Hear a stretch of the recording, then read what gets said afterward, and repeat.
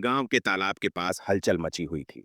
लोग एकत्र हो गए थे क्योंकि राधा, जो पूरे गांव में अपनी सुंदरता के लिए जानी जाती थी, बेहोश पड़ी थी। उसका चेहरा पहले जैसा नहीं था। उसकी चमक और खूबसूरती कहीं गायब हो चुकी थी। सभी हैरान थे कि आखिर ऐसा हुआ कैसे। कुछ दिन पहले राधा अपनी सुंदरता के घमंड में चूर थी। गांव की दूसरी लड़कियों का मजाक उड़ाना उसकी आदत बन चुकी थी।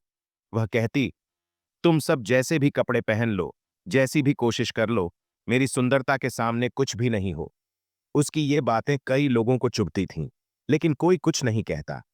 एक दिन गांव में एक बूढ़े साधु बाबा आए। उन्होंने गांव वालों को समझाया, बेटा, असली सुंदरता चेहरे में नहीं, दिल में होती है। घमंड इंसान की चमक छीन लेता है। राधा ने साधु की बातों का मजाक उड़ाते हुए कहा, मेरी सुंदरता कोई छीन नहीं सकता। साधु ने मुस्कुराते हुए उसे एक दर्पण दिया और कहा, इसमें अपनी सच्चाई देखो। जैसे ही राधा ने दर्पण देखा, उसका चेहरा अजीब और डरावना दिखने लगा।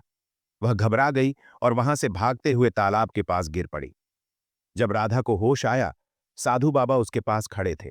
उन्होंने कहा, बेटी, तुम्हारे घमंड ने तुम्हारी सुंदरता ढक दी है। सच्चे दिल और अच्छे कर्म से ही यह वापस आएगी। राधा ने उनकी बात समझ ली।